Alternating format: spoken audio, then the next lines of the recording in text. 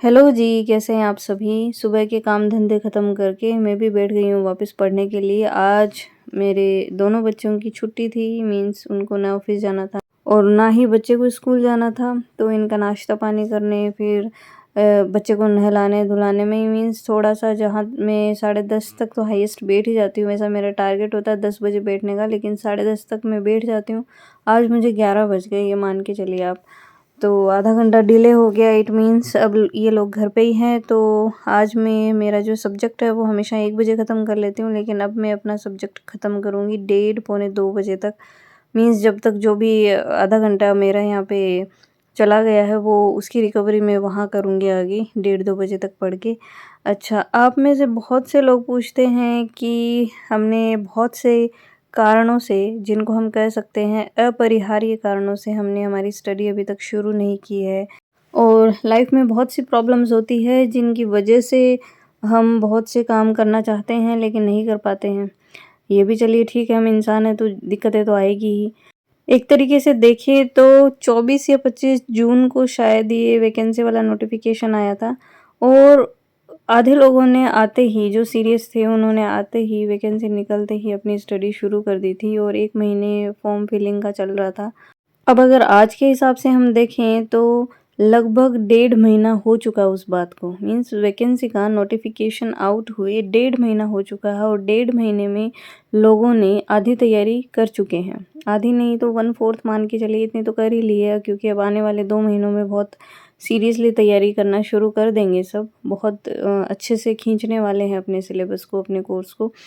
तो अब आप अगर कहते हैं कि हमें तैयारी शुरू करनी है, हम कर सकते हैं क्या? देखिए, मैं तो ना नहीं कहूँगी, क्योंकि नेगेटिविटी तो अपने लाइफ में देखिए अपने को रखनी ही नहीं है। तो अब बात आती है कि क्या हम तैयारी कर सकते हैं क्या? तो हाँ जी, बिल्कुल कर सकते हैं, लेकिन उसके लिए आपको कम से कम 10-12 घंटे, 15 घंटे आप दें, तभी आप कर सकते हैं, अगर आप एकदम न्यू हैं तो। और अगर न्यू नहीं है और पिछली बार आपने तैयारी कर रखी है और नोट्स आपके लगभग तैयार हैं, आपको ज़्यादा एफ़र्ट्स लगाने की ज़रूरत नहीं है, बस जो भी अपडेटेड चीज़ें हैं उनको ऐड करना है, इतना ही करना है, तो आप ईज़िली रिवाइज़ करके पढ़ सकते हैं। आप 7-8 घंटे पढ़िए या ज़्यादा पढ़ लीजिए, 10 घंटे पढ़ लीजिए, बस शर्त है कि आपको पढ़ना पड़ेगा। और अगर आप मेरी तरह एक मदर हैं, घर भी सँभालना है, मैरिड हैं, 1 बच्चा है, 2 बच्चे हैं, फैमिली है या जॉइंट फैमिली है, तब तो आपका बहुत दिक्कतों से सामना होने वाला है आने वाले 2 महीनों में। तो मैं यही कहूँगी, प्रेशर में मत लीजिए इस बात को अब, क्योंकि अब टाइम थोड़ा कम है और अगर आप इन सब बंधनों से बंधी हुई हैं तो मैं यही कहूँगी कि थोड़ा-थोड़ा पढ़ना स्टार्ट करिए। प्रेशर में मत आइए और ये मत सोचिए कि हमें इसमें सिलेक्शन हर हाल में करवाना ही है। अगर ऐसा मान के चलेंगे तो आप मेंटली बहुत प्रेशर में आने वाली हैं, बहुत टेंशन में आने वाली हैं।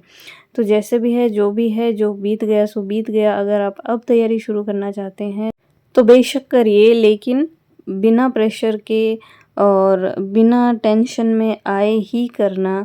और ये ना हो कि आप एकदम से ही सब कुछ छोड़-छाड़ के लग जाएँ और फिर आपको घरवाले, बच्चों, हस्बैंड और इन सब की बातें झेलनी पड़े, तो उससे भी आप नेगेटिव हो जाएँगी।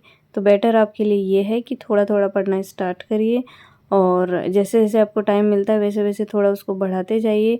बाकी मैं ये तो नहीं कहूँगी कि आपका 100% हो जाएगा, क्योंकि इसके बारे में तो मैं ही अपने लिए ही नहीं कह सकती। मुझे भी यही लगता है 50-50 होगा तो हो जाएगा, नहीं होगा तो मैं अंडर प्रेशर नहीं हूँ, नहीं होगा तो नहीं होगा, देखी जाएगी लाइफ में क्या होना है, क्या पता है अपने को, है ना? कुछ और बेटर लिखा हो या कुछ और वर्स भी लिखा हो।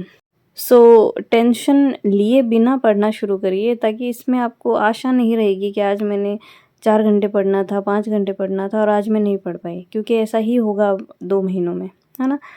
अच्छा, अब अपन डिस्कशन करते हैं एक नए टॉपिक के बारे में। इन दिनों जो आ रहा था कि जो राजस्थान पर्यटन विभाग है उसका स्लोगन चेंज हुआ है या लोगो चेंज हुआ है, ऐसा सा कुछ चल रहा था और यूट्यूब पे मैंने कई वीडियोज़ भी देखे थे, इस पे बने हुए थे। तो जी, ऐसा कुछ भी नहीं हुआ है। हमारा स्लोगन आज भी पधारो हमारा देश ही है, तो इसमें कोई चेंज नहीं हुए हैं और वहाँ पे आप कुछ गड़बड़ मत कराना या कन्फ्यूजन में मत आना, क्योंकि स्लोगन वही है। लेकिन हुआ क्या था जिसकी वजह से ये सब चीज़ें उठी, तो वो मैं थोड़ा-सा आपको बता देती हूँ अगर आपको नहीं पता है तो। बॉलीवुड में आपने फरहान अख्तर का नाम सुना होगा, बहुत अच्छी-अच्छी मूवीज़ आई है उनकी और हवन करेंगे गाना भी आपको पता होगा। मूवी कौन सी है मुझे उसका नाम तो याद नहीं आ रहा। तो वो एक्टर भी है, डायरेक्टर भी है ना? तो उनका जो प्रोडक्शन हाउस है प्लस आर बालकृष्णन, जिनको आर बाल्की के नाम से भी जाना जाता है, जो कि खुद एक डायरेक्टर हैं, जिन्होंने पा मूवी भी बनाई है, चीनी कम और पैडमैन, इन मूवीज़ को डायरेक्ट किया है उन्होंने। तो कौन-कौन हुए? फरहान अख्तर हो गए, जो कि एक एक्टर डायरेक्टर भी हैं, और आर बाल्की, जो आर बालकृष्णन जिनका पूरा नाम है, जो कि एक डायरेक्टर है। उन दोनों ने मिलके एक मूवी बनाई है, और वो मूवी क्या करती है? राजस्थान टूरिज़्म को बढ़ावा दे रही है, ठीक है? तो उस मूवी का जो टैगलाइन है वो रखा गया है, राजस्थान लगे कुछ अपना सा। राजस्थान लगे कुछ अपना सा। तो जैसे ये न्यूज़ आई है, लोगों ने देखा कि भई जो हमारा पर्यटन विभाग है उसका स्लोगन या लोगो सब कुछ बदल गया है, बट ऐसा कुछ भी नहीं है। पधारो हमारा देश ही है हमारा स्लोगन, और वही रहने वाला है अभी कुछ समय तक। तो ऐसा कुछ भी नहीं है, आएगा तो बहुत चीज़ें होएगी, हलचल मचेगी, कईयों के भाषण आएँगे, कईयों की स्पीच आएँगे इस पे, है ना? कम से कम उस विभाग से रिलेटेड लोगों की तो कुछ बातें आएगी ही सामने। तो ऐसा कुछ हुआ ही नहीं है। इट मीन्स कुछ भी चेंज नहीं हुआ है। तो स्लोगन वही है, पधारो हमारा देश।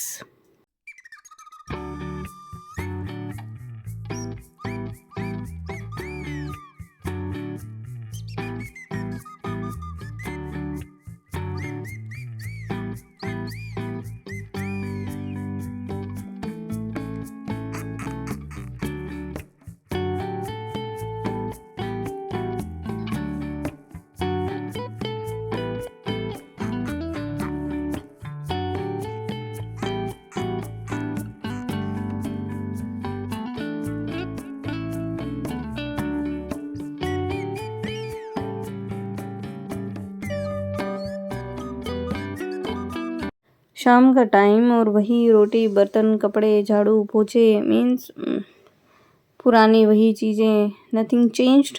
लेकिन यकीन मानिए ये सारी चीज़ें चेंज होने वाली है धीरे-धीरे। सबकी चेंज होने वाली है आपकी। मीन्स कुछ तो चेंज होना चाहिए लाइफ में। बहुत बोरियत भरी ज़िंदगी है ये। ऐसा नहीं है कि इन कामों से हम औरतों को कोई नफ़रत है, बट काम ये अच्छे हैं, हमें फिज़िकली फ़िट रखते हैं। हर तरीके के काम हमारे लिए इम्पोर्टेंट है। लेकिन अगर केवल ये काम ही लगातार होते रहें और कुछ भी स्पेशल ना हो, बस वही झाड़ू, बर्तन, पोछे, रोटी, सब्ज़ी, मीन्स सुबह से लेके शाम तक बस इन्हीं कामों में खुद को एंगेज रखें, मीन्स बहुत बोरियत भरी होती है ये सारी चीज़ें। तो थोड़ा चेंज होना चाहिए लाइफ में। और अगर आप अपनी लाइफ में चेंज चाहते हैं ना, तो वो चेंज आप खुद ही ला सकती हैं आपकी लाइफ में। ना आपके हस्बैंड वो चेंज आपके लिए लाने वाले हैं, ना आपके बच्चे लाने वाले हैं, ना आपके ससुराल वाले लाने वाले हैं। पीहर वाले पीछे छूट गए हैं, उनको वैसे कोई मतलब नहीं है, अगर हैं भी तो वो कुछ कर नहीं सकते। सो अगर आपको लाइफ में चेंज लाना है, इस बोरियत से भरी हुई लाइफ को अगर कलरफुल बनाना है, तो उसके लिए चेंजेस आपको ही लाने पड़ेंगे, और उसके लिए जितना कुछ करना पड़ेगा वो आपको ही करना पड़ेगा। Nobody can understand you and nobody can help you, and you can have expectations from no one.